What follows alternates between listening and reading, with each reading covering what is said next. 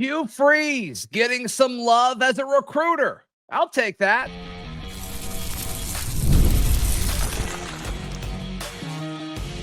You are Locked On Auburn, your daily podcast on the Auburn Tigers. Part of the Locked On Podcast Network, your team every day. Yes, welcome on into Locked On Auburn, your daily Auburn Tigers podcast. I'm your host, Zac Blackerby, and thank you so much for making Locked On Auburn your first listen every single day. It's a Recruiting Thursday. We're joined by Brian Smith, host of The Portal. That is Locked On's recruiting, transfer portal, NIL show. He's putting up multiple shows a day. It's top notch. Who else visiting this weekend? That list is pretty close to top notch as well. We got some offensive line chatter on the plains. But earlier this week, Brian, you put together a list of the top 10 recruiting head coaches in college football. And based on some of our Locked On SEC group chats, a lot of people were surprised with where you put Hugh Freeze. I agree with you. I think Hugh Freeze is a top 10, in this case, a top 12 or a top 7 recruiting head coach. You have Hugh Freeze as the 7th best recruiting head coach in college football. Yeah, I think it's based on consistency. He's done a really good job, not just at Auburn, but he did a good job at Ole Miss. He did a good job at other stops as an assistant. You know, he came over from a program that was G5. They got kids there. And the biggest thing for me, like those top 5 to 8 guys, yeah, they're good with the kids in home visits and they're good on the phone, but it's evaluation for their program, kids that fit their program. A lot of guys, they just recruit off lists and then the kids come and then the kids leave. Yeah. If they're not going to stick at your program, who cares? Right. The biggest evaluation tool now is not the skill, because like most of the kids that are really, really good, less than 50 seconds, less than 30 seconds, a lot of like, okay, yeah, this is not hard. But now is he going to be able to hang out at your program for 3-4 years, not cause problems, be a guy that you want to be around? He's not going to be a headache. That's the game. And like, it's changed so much with the NIL. Like I've got Kirby number 1, but he's hanging on by a thread there because he's had so many problems off the field. I think NIL has caused Kirby a lot of problems. He's adapting to that. But up until that, like he was just the best at finding guys that fit Georgia. And that's why they were always in the top 3 of the country at the end of the year. So Hugh Freeze, like Auburn was in a bad spot and he's had back-to-back really good classes. Right now they're trending to have a top 10 class again. How many other teams can do that after a 5-win season? He's one of the few. Like it's easy. Like, and I'm not picking on anybody here, but like Urban Meyer is somebody I knew very, very well. He took the Florida job because it was the easier job than other jobs because the talent. And I don't blame him. But Auburn's a lot harder than Florida, and you still haven't top classes. A conversation that doesn't happen enough. It only happens whenever Auburn's searching for a new head coach is how difficult the Auburn job is. Not all jobs are the same. And at Auburn, there's good and there's bad, but there is some bad here that is going to impact where you are geographically, who your permanent rivals have been historically over the last few years. That may change when they restructure, the scheduling and all that in the future. But all in all, like when you look at where Hugh Freeze is on this list, and I agree with you, I assume the reason you have him there is because of the type of job that he has, not necessarily the type of job he's doing, but the type of job that he has at the Auburn position it's different. It's different than these other jobs. Yeah. Like on signing day, my buddy used to joke with me when Bowden was rolling at Florida State. He said, Brian, they could open the doors on National Signing Day at Florida State and have a top 10 class. It's in Florida. It's not that hard. And, they already had some success by this point, but like to a certain degree, I understand his point. Auburn is not the main school in the state. I know Auburn fans don't want to hear that. Alabama's going to win. When they really focus in state, more often than not, it's Alabama. Auburn's found a way around that. Last year, I don't think I've ever seen a butt kicking like that between Auburn and Alabama in state. It was Auburn doing it, Alabama. Yeah. Right. I thought it would be the other way around. I don't think. Well, and then historically, it's like, okay, well, you've got this Titan in your state. Well, okay, you'll get what you can in your state, and then you look to the state closest to you, which is Georgia, and it's like, oh, well, there's another situation going on in there. So positionally, it's been tougher, and Hugh Freeze has navigated that better than, from a recruiting standpoint, better than any coach at Auburn in recent memory. A few things that I thought were interesting with this.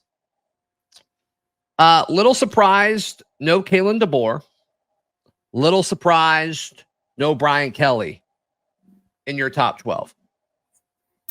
I'll go just in the order you went. Sure. DeBoer was at Washington. He hasn't been a Power 5 coach, Power 4 coach long, and he did a really good job developing talent there, but the quarterback transferred in.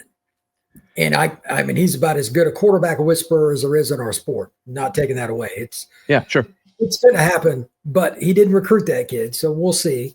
And secondarily, Washington, they had a ton of transfers that worked out. They were the anomaly on how he got there. And I'm not taking anything away from that because they still got there. That's hard to do, but that's not recruiting in the sense that I'm talking about. I'm talking about strictly high school JUCO kids. Okay. They're good. And now I need to see him finish a couple of classes at Bama, recruiting in the South against Georgia, against Florida State and Miami, et cetera, for those trench guys. Auburn.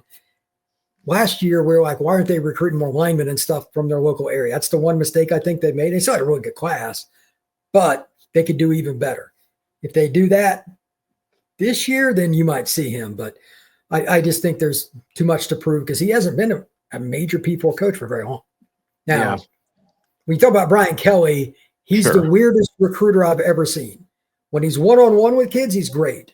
But I have some terrible stories about him across the board at Notre Dame. Like some of the guys I know that cover him, like make fun of him privately about recruiting, like literally make fun of him.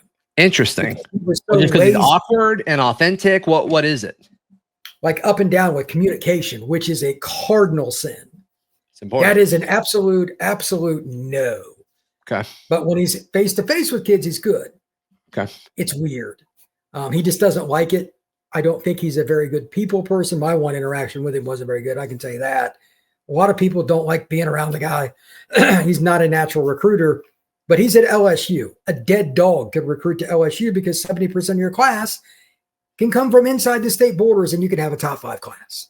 Right. Per capita, it's one of the best states in the country every year, especially for trench players and receivers. Yeah. And that's what you see coming out of LSU every year. So he picked a job that was easy for him. He just closes. He doesn't have to travel much and all that. It's smart. Yeah, no, I think your list is solid. Having Hugh Freeze at 7th, the 7th best recruiting head coach. Now, can he elevate that with another class if he wins this year? I think so. I think that's the next step for Hugh Freeze as a recruiter. I think it's the next step for Hugh Freeze at Auburn. We'll see if that happens. You mentioned trench players and offensive linemen a ton just then. Let's continue that conversation because Auburn has a stud, arguably one of the best offensive tackles in the country, visiting this weekend. That's next, right here on Locked On Auburn. Today's show brought to you by our friends at FanDuel. FanDuel is America's #1 sportsbook. Right now, you can get in on the action with the NBA finals. They're in full swing. Every night delivers highlight-worthy performances, major momentum swifts, and can't-miss moments. Whether it's a game-winning shot or a breakout player, there's never been a better time to get in on the action. Right now is a great time to get in on the action with FanDuel. If you're new, it's the perfect time to sign up. Head over to FanDuel.com, place your first $5 bet, and if it hits, you get $200 in bonus bets. And don't forget about the futures. All this positive talk about Auburn, if it's got you fired up, the line's 7.5 wins. If you think 8-4 is going to happen, hop on it. Or if you're saying, there's no way, there's just no way, I don't believe it. Hey, take the under. Take the under. Do your thing. Make every moment more with FanDuel, the official sports betting partner of the NBA and the Locked On Podcast Network.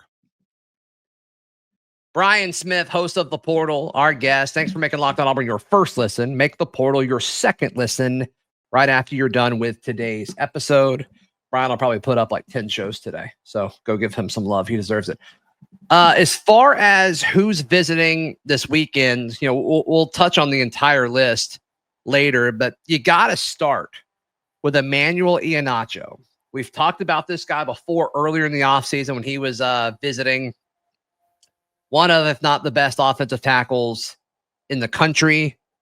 And I think he's everything you want in an offensive lineman. And the issue is everybody else feels the exact same way.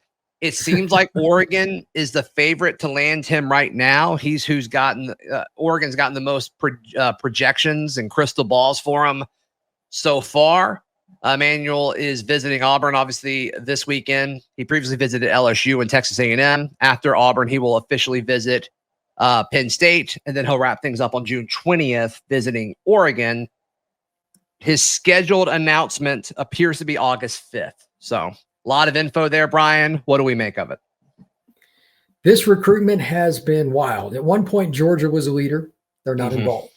At one point, Maryland was a leader. They're not involved. So this is not the normal trend. Like usually if a team's a leader, they at least get a visit. Something has gone wrong. I don't know if it's the people that he's got around him. The NIL didn't work. People got mad at each other. I don't know. But because of that, trying to project where he's going to sign is really, really hard. So this is not a normal path, and your guess is good as mine. Why do you think that is? Do you think it's just, I mean, you see this with kids a lot where it's like the most recent big visit. You know, is he impressionable?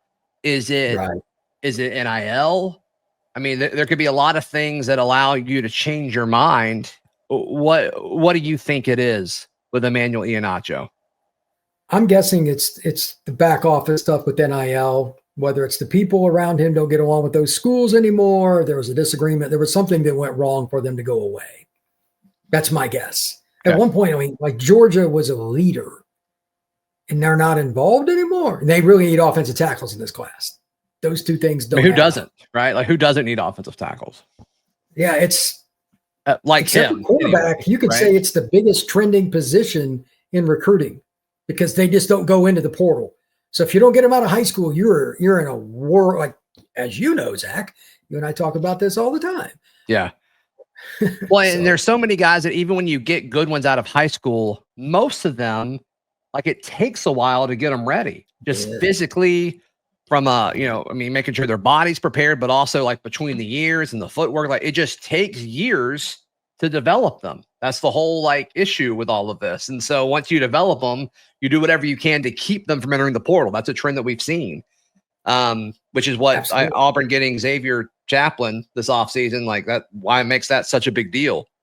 So yeah, with Emmanuel, like it seems like it's Oregon or LSU. He already did his visit to LSU. So I am curious to see like, okay, what can Auburn do this weekend to put themselves in a situation? I think they can pitch early playing time, but I think most people can pitch early playing time to this kid. If it comes down to NIL, I think that's where it gets interesting. He's from Baltimore. Now, Auburn's done a good job of recruiting Baltimore.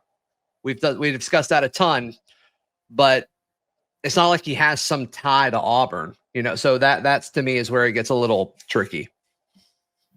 Well, if you look at his list, it's not like he's got a tie to Oregon either. Like it's all over Texas A&M. I'm just saying if it's strictly NIL, it seems like Oregon's in a position to be a problem. Oh, if it's just, they would never lose a recruit. I mean, they've got Phil Knight. He is the ultimate booster. So I'm guessing with any recruit, NIL is important, but I think that's just to get you in the discussion. I think NIL goes away unless the number is just catastrophically different between like your second pick. If they have way more money on the table, okay. There were a couple cases like that I knew last year, kids that weren't involved with Auburn, but it was interesting. But that's pretty rare. It's still relationship based for the final bit. It's the NIL to get you into the final 2 or 3, let's say. And then it's comfort. Some places list him as an interior guy. Some places list him as a tackle. Where is he at the next level for you? I think he's a right tackle. I saw him at Under Armour.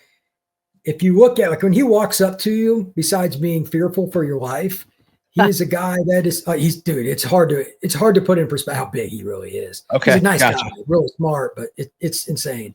He's over 350 and he can really bend. I was shocked. Like I was 5 feet away from him watching him go through drills and stuff. He's 6'6", 6'7", and he can bend really well. Usually kids like him, they're guards. They can't move laterally. And I'm not saying he couldn't be a guard, but I think he can play right tackle and his length is ridiculous too. He is I imagine the NIL he's going to command. You're going to try him at tackle no matter what. 100%. I mean, like, look at it this way. Saban used to do this, some of the kids he brought in. If they didn't have a spot immediately open for one of those guys, you put him at guard first year, then you kick him out. Right. Let him learn the scheme a little bit. That's fine. But I think before his college career is over, he's a starting tackle for somebody. Yeah, for somebody. Hopefully it's for Auburn. All right. A few weeks ago, Dominic Harris, the offensive tackle target from Las Vegas, visited. You and I spoke highly of him. He committed to Washington over the weekend. And I'm like, okay, that's fine. Well, yeah, I mean, whatever. Let's go. Geographically, he kind of popped up, was intriguing for a bit, and sadly that didn't work out. Another offensive lineman visiting this weekend that admittedly I don't know much about. Claude, is it Poma? Impoma. He's the kid from Chicago. He's really intriguing. He's massive, really long. He's a little bit lighter than Emmanuel Iheanacho, but the same kind of frame. Like he's 6'6", 6'7". Okay. Yeah, he's going to be 330 pounds when he's filled out. He's an earth mover. He's got a bunch of offers all over the country. But to get a kid like that from Chicago down, hey, look, you can't be unhappy about that. That's a great sign that Auburn has kind of broadened their recruiting stroke. When I was younger, Auburn didn't recruit anybody from the Midwest. Right. Especially offensive tackle. I don't care where they're from. If they're good, you have to get them. Oh, yeah, I don't care where they're from either. Yeah. Oh, you play offensive tackle? Yeah. Here's a scholarship. Come play. Come on. Come on. You know my view on that. Can't have enough of them. That's right. All right. Let's pivot away from offensive tackle now. Xavier Tiller is one of outside of Iheanacho, I think he's the most intriguing visitor this weekend. Xavier Tiller was tight end, 4-star tight end. Langston Hughes. Feel like every week we talk about some kid from Langston Hughes. Was committed to A&M, is not anymore. It seems like it's either Auburn or Florida State. Is that's what I've been seeing? Where are you on this? Sounds like Alabama's getting into it as well. Florida State is involved with everybody but leads for nobody. I know that as a guy that runs the Locked On Seminole site. Fair. Like everybody's just worried about their coaching staff being employed, blah, blah, blah. I get it. Well, Florida State and Florida, right? It's the same, like negatively recruit all of those guys. Yeah, right. Yeah, and it's just like, if Florida State gets a 5-star in this cycle, I will be shocked. So Auburn's got a great chance here. He lives an hour and 25 minutes, something like that, from campus. Yeah, he fits what they need. He's kind of the perfect slot / big flex tight end type. He's 6'4", 6'5". His hands are enormous. When I shook his hand when I met him last year, I'm like, holy cow. He fits the profile of the pass catching tight end. He'll finish out at 240, 245, but he can really move. The only question with him is how big does he get and how quick, because athletically, he's exactly what you're looking for. Yeah, Xavier Tiller took an OV to Arizona March 5th. Last week took an OV to Alabama. Obviously visiting Auburn this weekend. Next weekend will be FSU, and then the 20th is USC. USC just got a big tight end, so hopefully that helps Auburn's case against USC. USC has been scary when it comes to NIL in this recruiting class. It does seem like they've lost a little bit of momentum, but still definitely a threat. Yeah, and Auburn needs this kind of tight end. They need somebody that is a pure pass catcher, that is an athlete that's ready to go. Tiller fits that. I'm not saying he's going to come in and start, but I think he could get reps as a freshman. Athletically, he's so gifted. I don't think he's going to sit very long wherever he goes. Yeah, I think they could offer playing time to him too. Like they're losing so much after this with Frazier and Howard, and so obviously they like Ryan G, they like Hollis Davidson, but there's still room. There's still room. Tight end is a position where a lot of guys get banged up too. You need 4 guys ready every year minimum. Sure. So they might have to take a portal guy in addition to getting a guy like Tiller. I think they'll take a portal guy no matter what. Yeah, that's just my gut reaction. Oh, I agree. So I agree. All right. Who else is visiting this weekend? It's a great list. We'll tell you who you need to focus on next, right here on Locked On Auburn.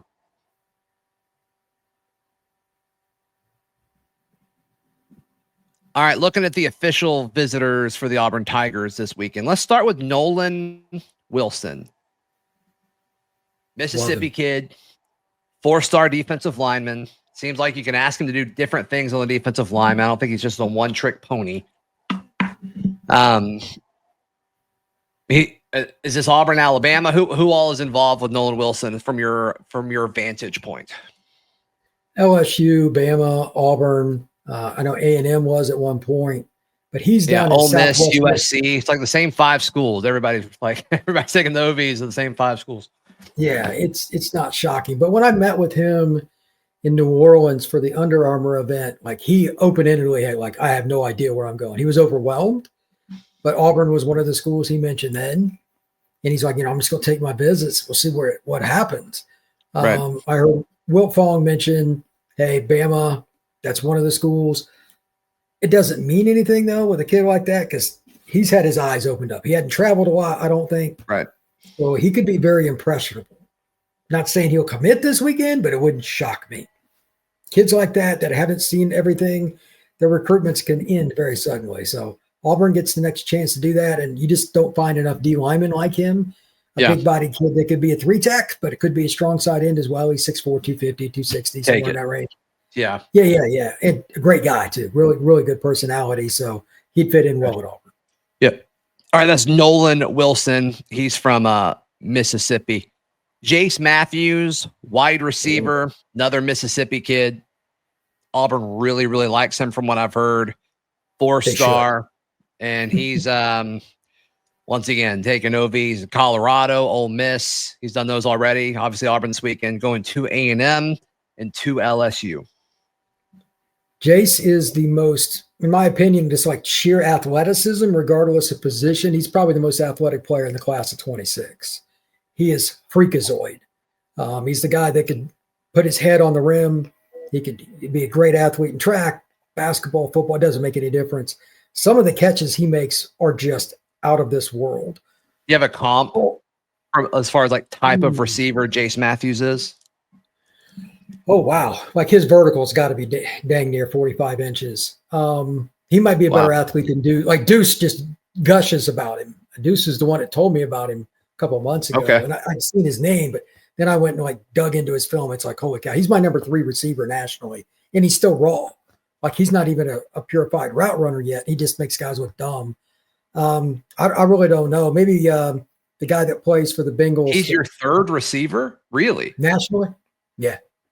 Nationally. So you think he is vastly underrated? Yeah, like he's depending on which site you go by, his is a lot different in ranking because he hasn't been out on the camp circuit like some of the other guys. Got it. A lot of my brethren will not rank a kid high unless I see him at a camp. They will not do it. And he doesn't travel. No, there's politics to it for sure. Oh, they want you to go 100%. to those camps. Right. Oh, yeah. So Jace Matthews, a name worth watching for sure. Yeah. For sure. Especially with the receivers already in Auburn's class. Like that would be awesome if he could add that, especially with CD possibly trending the other direction. Get a guy like Jace Matthews helps clean that up a little bit for sure. For sure. Yep. Another tight end, Marquez Daniel. He's from Tuskegee, local kid. Auburn loves recruiting these local kids. And, he's taking an official visit this weekend. Yeah, that's another really long athletic guy.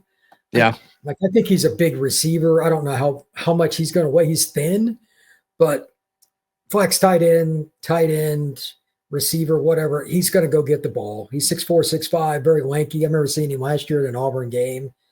I'm like, he has got some of the longest arms. He looks like a wing forward in basketball. Okay. That's what his frame is. Yeah. So he's going to need a year to develop. Like he's not going to be an impact guy. He's not strong enough Which is fine. I mean, he's not like a receiver now, unless you're just special. You're not playing as a freshman right now. Yeah, so. Jace Matthews might play, but very few others would. If Auburn can get C.D. Morgan, like obviously there's a spot those for two him, guys, it's different. But everybody else probably not. So this is a kid that's local. You need to win these, but this is what Pat Dye did. This is what a lot of the coaches that were successful. You redshirt the local kid, he sticks around and goes through the program, and it works out. Well, and it seems like this is the type of recruitment that like Malzahn would not win. It looks like this is Auburn and Florida. He's taking an OV to Auburn. And next week, it looks like he's taking an OV to Florida. This is the one. Like, mouse on it. It feels like, all the ones at Central and Opelika or Auburn High, it's like they would go elsewhere. Freeze has a pretty good track record of keeping these guys home. So he's one to watch. Marquez Daniel, certainly a guy to watch and listen out for this weekend. And then I'll hit you with one more. JC Anderson from Mount Zion. He's another tight end that's visiting this weekend. What do you know about him, Brian? He's the big-bodied tight end. He's more the inline guy, kind of like G is. And he's a kid from the greater Chicagoland area, Illinois, which they're having a pretty good class, and they're trending as a program. Auburn and Illinois, not the normal recruiting battle you and I discuss here on this show. Yeah, no kidding. That is really random, by the way. But who else is recruiting really JC Anderson? Yeah, like he's got offers from, I think, just about all the Midwest. I think Notre Dame, Michigan, Ohio State, like everybody's pretty much offered him. But his path has been different than most. So he took an OV to Ole Miss and UNC, and then Auburn this weekend. Then he'll visit Notre Dame. So wow, he's what an interesting few schools. Yeah, like I don't even know how to put it. Like that doesn't make any sense to me. Maybe he's got Southern ties, but Chicago kids don't visit down south very much ever. Lane Kiffin, Bill Belichick, Hugh Freeze, Marcus Freeman. Like this 2 or 4 totally different coaches. Can you imagine Bill Belichick and Marcus Freeman? They have nothing in common other than they coach football. You're right. They're both good coaches for sure. Yes, they are. Just totally for sure. You think Marcus Freeman would let a girl he was dating like on the practice field? I'm going to go no. I'm going to go no as well. Just going to leave it at that. Yeah, we'll leave it there. That's smart. That's smart. Brian, how can people check out everything you've got going on? If you want to see a guy ranting and raving, you can check me out on Locked On Seminoles because they just lost another key recruit because they can't recruit themselves out of a wet paper sack. And on the Portal podcast, everything that's going on, all the commitments. I just did a preview of LSU on the back end of my show, The Recruiting Blitz, because I think LSU is a fascinating team this year. And also did a little preview for Amari Latimer, who might end up at Wisconsin. It's kind of random. He's a Georgia kid. One of the best running backs in the country might go to play for Wisconsin. It's a little bit of everything, but all recruiting right now. Yeah. Hey, please like the video. Please subscribe, and we'll see you next time. This has been Locked On Auburn.